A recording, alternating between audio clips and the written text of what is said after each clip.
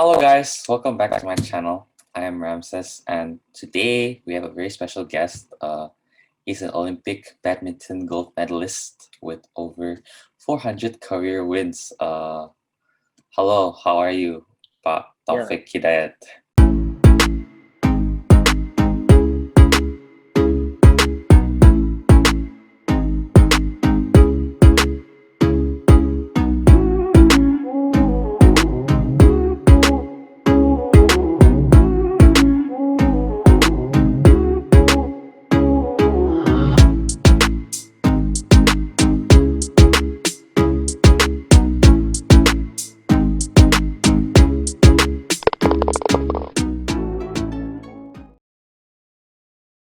yeah, I'm fine, Ramses. Thank you udah Yeah, diundang di YouTube-nya.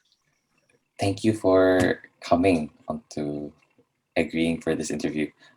So first question, uh, how did you get started playing badminton? Um, my badminton is coming from my father. When I'm young, when I'm child, waktu kecil saya lebih suka sepak bola ya, Oh, okay. football better because Indonesia famous football. Tapi nggak ada yang prestasinya nggak bagus ya. Tapi my parents he pushed me to play badminton because the only one badminton sport badminton lah can go and play in Olympic. Football only national or Asia or something. And then dia mulai memperkenalkan umur 8 tahun lah. Umur 8 tahun. Yang pertama saya nggak terlalu suka, masih coba-coba. Dan lepas itu saya mulai mulai menikmati, oh boleh juga gitu kan. Tapi saya masih yang untuk curi-curi untuk main sepak bola. Tapi orang tua saya tetap larang. Ini push me untuk main bulu tangkis. Tapi dengan waktu saya mulai suka, mulai yang mau serius di situ. Dan someday umur 9 saya masuk ke salah satu klub di Bandung. Yeah. Dan saya mulai latihan rutin. Rutin itu karena my home parent is 40 kilo lah from Bandung to my kampung, my village. Okay. Dan pakai shuttle bus, angkutan umum. So satu Yeah. hari itu 80 kilometer. Oh. Jadi pagi sekolah, siang makan, dan pergi latihan, pulang malam. Like pertama a week 3 kali lah. 2 times a week. Jadi 40 km ke sana, 40 km balik ya? Yep. So it's hard. It's not easy. Karena rumah saya di kampung kan, bukan di kota Bandung ya. Iya. Bukannya sekarang bulu tangkis udah like Indonesian is known for it gitu. Kenapa? Tadi Pak Taufik bilang Indonesia itu more known for soccer atau football. Tapi kan sekarang Indonesia is also known for the badminton kan? Ya. Yeah. Okay. If jika Pak Taufik bukan pemain bulu tangkis, Pak Taufik pekerjaannya apa? Kalau nggak jadi pemain bulu tangkis? Kalau nggak jadi pemain dulu? Iya dulu. Sama sekarang? Ya dulu punya cita-cita ya mau apa ya? Ya mungkin lagi anak-anak ya senang olahraga ya main bola. Oh pengen jadi pemain bola. Kita kan masih yang pilih-pilih ya, kita nggak tahu anak-anak maunya kemana. Tapi once saya serius untuk jadi badminton player, saya harus commit 100% jadi badminton player gitu loh. Tapi tetap untuk sekolah, untuk apa semua, tapi waktunya kebagi gitu loh. Karena once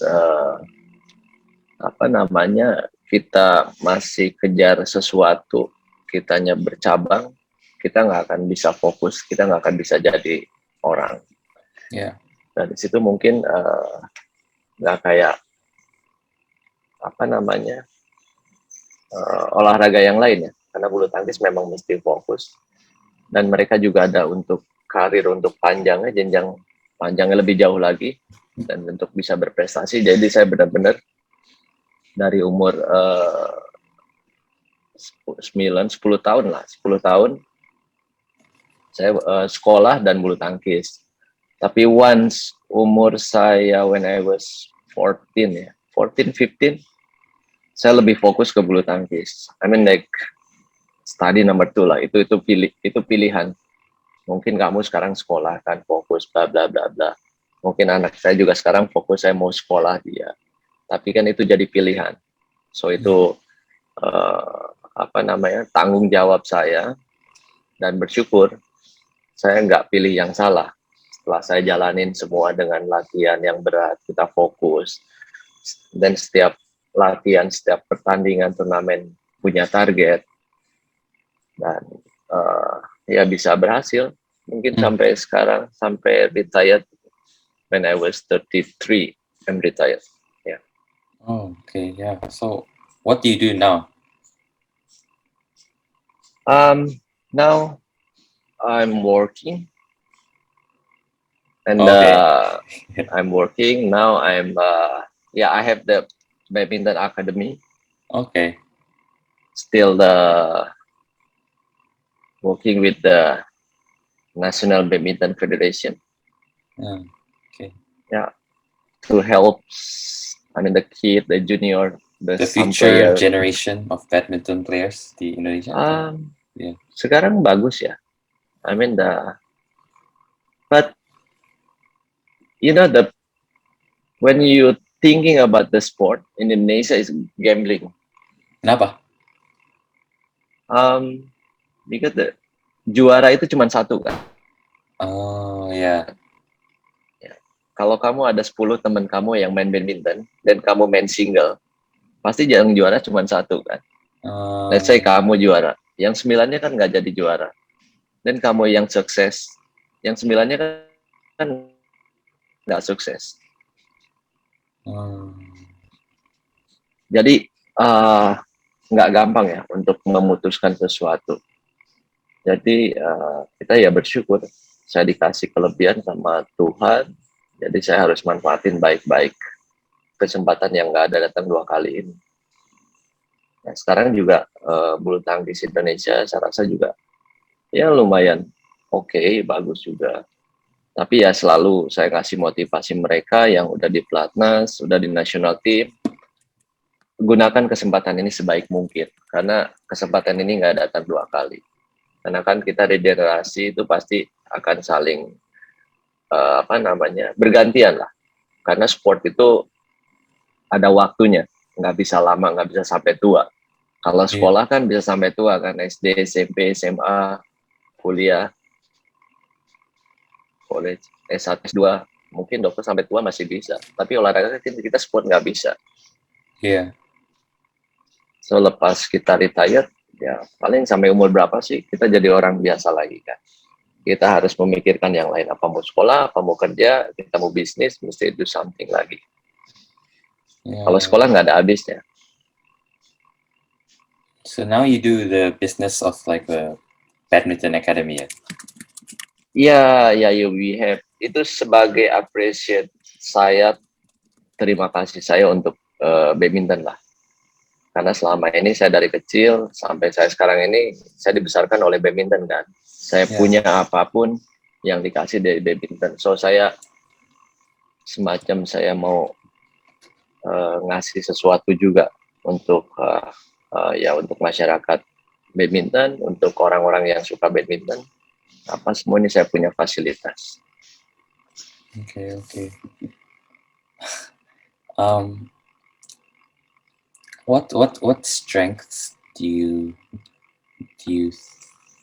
you believe make you a great athlete? Um, Satu, once I still remember when I was 14, my father say, um, kalau saya mau jadi badminton player, saya mesti serius dan saya mesti komitmen, terus punya schedule yang giat latihan, turnamen apa semua. Karena olahraga itu nggak akan panjang ya. Kita harus kerja keras juga. Karena yaitu kesempatan nggak datang dua kali. So saya selalu komitmen dan saya selalu percaya sama diri sendiri bahwa saya bisa melakukan ini, bahwa saya bisa menjadi yang terbaik. Buat saya nggak pernah ada kata untuk kalah, untuk menyerah. Memang game ini kan antara menang dan kalah. Kalau kita udah berusaha, tetap kan ya yang di atas kan Tuhan yang nentuin menang apa kalahnya. Kita berdoa, bersyukur, tapi dengan latihan apa semua kita kerja keras pasti akan berhasil apapun itu. Nggak hanya olahraga, yang lain juga.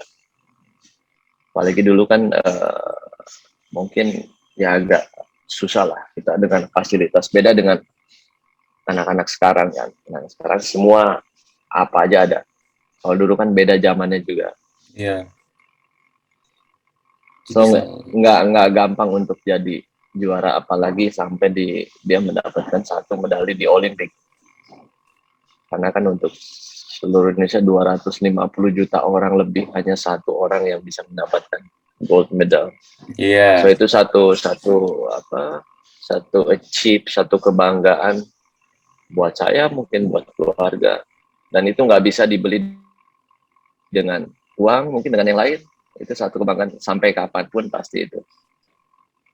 Dan ya itu cita-citanya. Makanya saya terpacu, saya terkeinginan untuk meraih sesuatu yang prestisius itulah. Oke. Jadi selalu percaya bahwa Pak itu bisa sukses gitu ya. Ya kita harus percaya kalau kita udah kerja keras, kita udah belajar apa semua dengan latihan apa semua, apa yang kita cita-citakan orang lain aja bisa, kenapa kita nggak bisa? Atau sama-sama aja gitu kan. Dan waktu olahraga itu, waktu jadi atlet itu nggak panjang. Jadi saya harus benar-benar manfaatin, saya harus maintain. Dan setiap atlet harus punya target. Kalau atlet nggak punya target, stupid itu. Buat saya. Oke. Ya, have nothing to work towards nanti just a bit. Iya. Susah. Karena kita susah karena untuk jadi atlet itu, apalagi kalau yang namanya udah masuk national team, pagi sore latihan. Kita hilang masa muda. Kita nggak bisa bermain sama teman orang lain main, kita mesti latihan. Orang lain main kemana kita mesti latihan. So susah kan. So after dapat semuanya, dan after retired, ya enjoy my life. So like free, I'm free now. So saya bisa ngelakuin semuanya apa yang saya mau. Yeah. I mean ngelakuin semua itu yang hal-hal yang positif lah. Okay.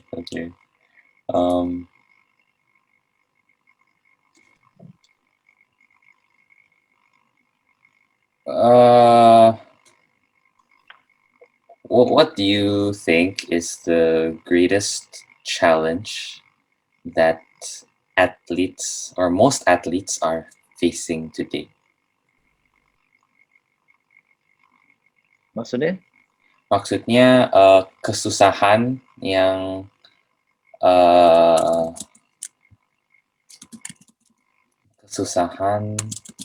kebanyakan atlet itu are facing today. Oke, yang kesusahan kebanyakan atlet sekarang itu, satu, mereka jangan merasa cepat puas ya. Banyak banget orang yang cepat puas dengan udah meraih sesuatu yang baru satu.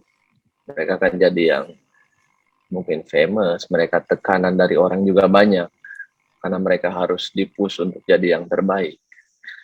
Itu satu, jangan cepat puas. Dan yang kedua, kalau kita udah punya prestasi apa semua, itu tantangannya lebih berat karena meraih sesuatu lebih berat daripada mempertahankan lebih berat daripada untuk meraih.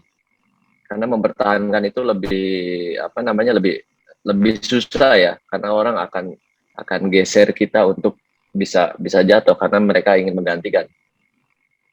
Jadi di situ banyak tantangannya juga gitu loh. Dan ya itu mungkin boleh puas kalau kita udah dapat semuanya apa yang kita, yaitu ada goalnya. Kita oke, tahun ini dapat apa, targetnya apa, goalnya apa. Yeah. Kalau udah dapat semua ya boleh puas. Tapi selama belum dapat, ya kita akan berusaha terus untuk kerja keras untuk mendapatkan sesuatu yang terbaik. Balik lagi, tapi semua kita hanya bisa berusaha, kita hanya bisa memplanning, kita punya target. Tapi kalau Tuhan bilang nggak bisa ya kita nggak bisa. Tapi kalau kita pun udah berusaha keras, kita pasti hasilnya akan puas dan maksimal. Tapi kalau kita nggak berusaha, tapi keinginan terus untuk jadi juara, itu kayaknya nggak mungkin ya. Nggak cukup ya? Ya nggak cukup. Hmm. Jadi orang mungkin hanya berdoa, nggak perlu latihan, nggak cukup juga. Ya.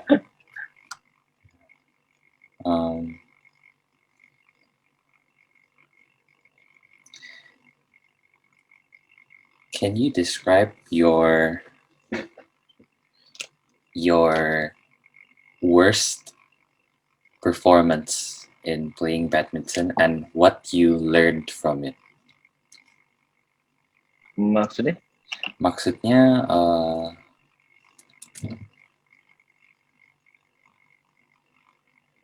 Pak bisa bilang satu hal yang bentar,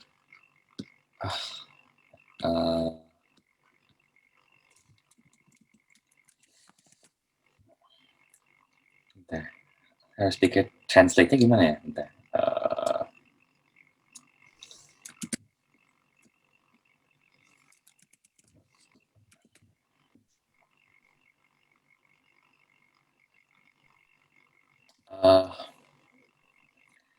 Pak bisa jelaskan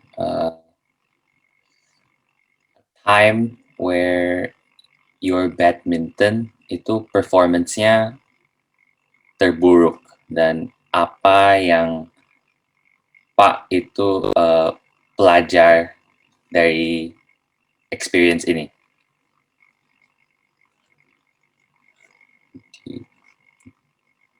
Ngerti nggak pertanyaannya?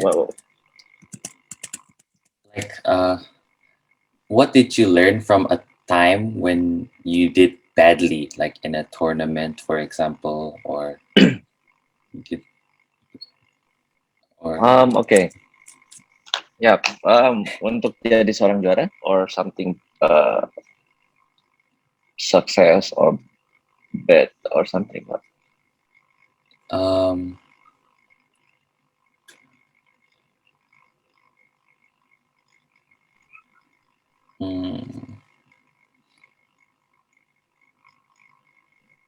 Jadi kan Pak ikut turnamen nggak menang semuanya kan? Jadi pas kalah, Pak kalah, Pak belajar apa dari itu? Gitu. Oke. Ya, emang setiap turnamen itu ada menang, ada kalah lah. Iya. Ada menang, ada kalah. So, satu kekalahan itu jadi pacuan buat saya untuk memberikan yang terbaik lagi. Dan mungkin pasti ada like tahun 2000 in Olympic Sydney. Itu saya ranking 1 di sana. So, my world ranking number 1 in the world. Dan saya kalah di quarter final.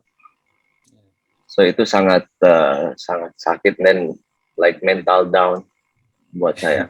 Yeah. Dan dari situ sempat yang down, tapi saya pulang, saya berpikir, so discuss with my coach bahwa saya masih iya masih perjalanan masih panjang lah. Masih ada next Olympic. Karena tahun 2000 itu saya masih when I was 19. So buat saya masih panjang gitu loh. Dari situ perjalanan lagi saya lihat videonya lagi dari kesalahan apa pas saya lagi pertandingan. So di situ kita discuss dengan tim apa yang mesti diperbaiki untuk latihan, teknik, fisik, mentally, apa semua. Untuk persiapan ya next big goal-nya itu kan Olimpik 4 tahun sekali ya. So dari tahun 2000 sampai 2004 saya mesti lakuin apa. So, kita mesti planningnya juga mesti bagus karena setiap tahun tuh ada berapa puluh pertandingan turnamen badminton. Setiap bulan pasti ada berapa turnamen badminton. Kita harus lihat juga latihannya pertandingan, ada peak performance-nya, ada yang naik kapan mesti turun, naik kapan mesti turun. Dan di situ membuat satu tim lah, kajian untuk dalam big goal-nya 4 tahun itu. Jadi belajar dari kesalahan yang di Olympic Sydney tahun 2000 itu. Which is ya bersyukur tahun 2004 saya bisa berhasil jadi yang terbaik kan. Jadi memang nggak mudah. Itu balik lagi ke mental ya. Mudah untuk balik lagi. Dan kalau kita akan menyesal terus karena waktu berjalan terus ya. Mau sampai kapan gitu. So kita udah berusaha maksimal tapi tetap kalah ya mau diapain gitu loh. So ya yang goalnya paling besar ya 2004 itu pelatih saya hanya bilang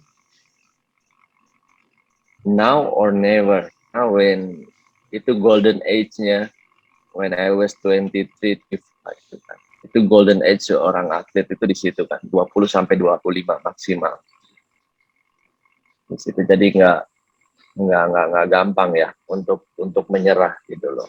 Iya. Sedangkan kalau kita menyerah pasti yang bawahnya yang junior itu banyak yang naik juga yang akan ngegeser kita untuk nggak bisa main di situ kan. Tambah banyak kan mereka juga prestasinya juga bagus juga. Kalau kita nggak siap bersaing secara prestasi, kita akan kegeser dan kita nggak punya chance untuk ya ini gold Olimpik ini kan, goldnya ini.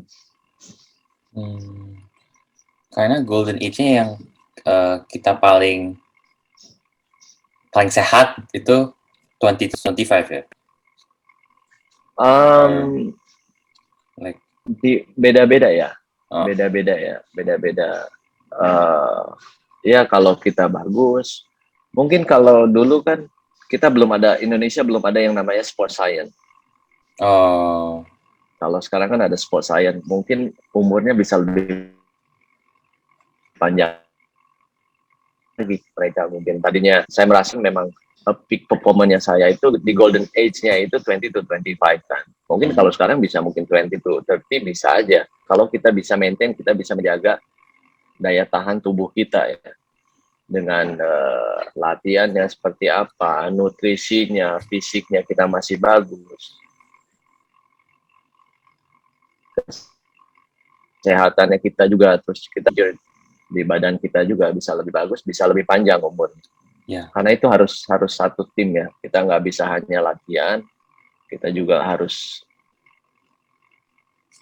ngelihat nutrisi, multivitaminnya apa, semua itu harus connect semua. Pelatih teknik, pelatih fisiknya juga harus connect semua.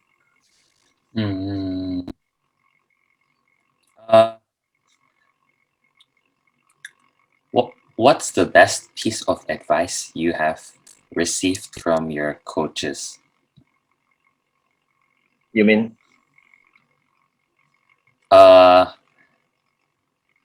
Apa nasihat terbaik yang Pak dapat dari pelatih kan, dari coach? Coach, ya. Ya, tahun 2003 ya. tahun 2003. Karena pelatih saya sempat yang pindah ke Singapura dan saya sendiri ya.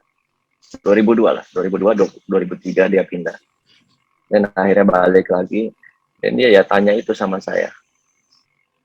Apakah saya masih mau latihan yang keras dan saya mau mengikuti program latihannya dia dan targetnya ini dan gold besarnya di Olimpik.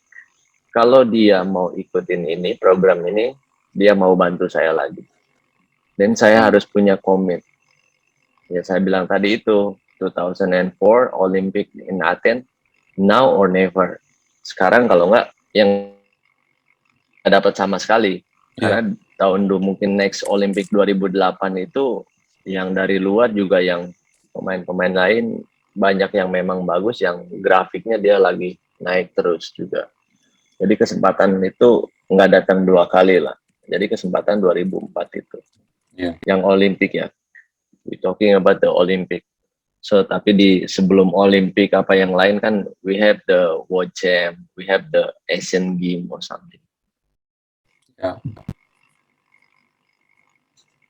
Okay.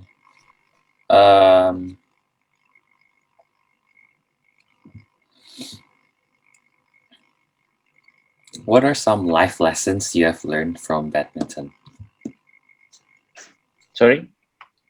Do you understand? Like, what are some life lessons you have learned from playing badminton? If perlu di bahasa Indonesia nggak? Maksudnya? Uh,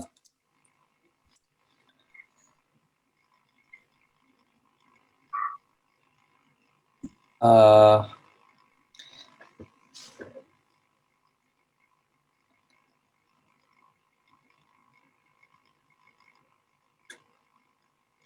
like through playing badminton,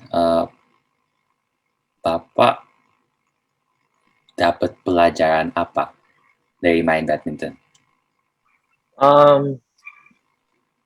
Iya, banyak ya. Banyak dapat pelajaran dari badminton. Dari badminton kita memang mungkin satu pasti beda lah. Kalau di Indonesia ya, saya nggak tahu kalau di luar ya. Dan saya nggak tahu juga kalau di sport yang lain. Kalau badminton,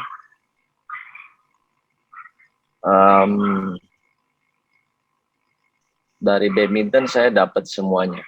Saya punya karakter yang kuat. Saya punya yang punya jiwa sportif. Yeah. Dan kita apalagi kan yang mungkin orang bilang yang orang-orang sport yang healthy life, ya mungkin itu udah pasti dapat lah itu untuk itu. Dan yang pasti juga kita bisa membanggakan kalau kita punya prestasi ya. Karena untuk jadi atlet itu kan nggak gampang, apalagi yang bisa berprestasi paling tinggi. Itu bisa satu kebanggaan buat ya terutama buat bangsa dan negara ini kan, buat Indonesia. Yeah. Karena nggak semua orang dapat itu. Dan paling paling berkesan ya mungkin di situ saya harus pilih-pilih. Oke, let's say saya nggak belajar yang di sekolah, mungkin nggak terlalu, saya belajar hanya mungkin SD, SMP, SMA, mungkin kuliah juga saya nggak selesai, tapi saya bisa belajar hidup, bisa lebih baik lagi. Tiap orang kan punya jalannya masing-masing ya.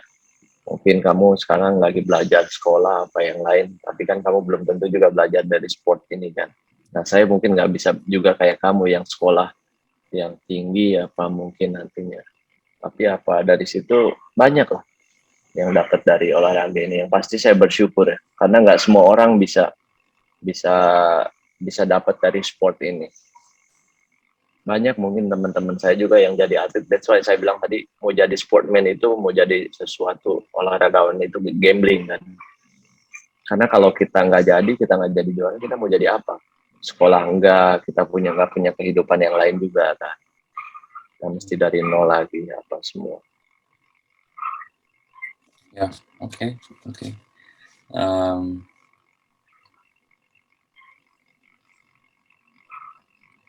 Uh,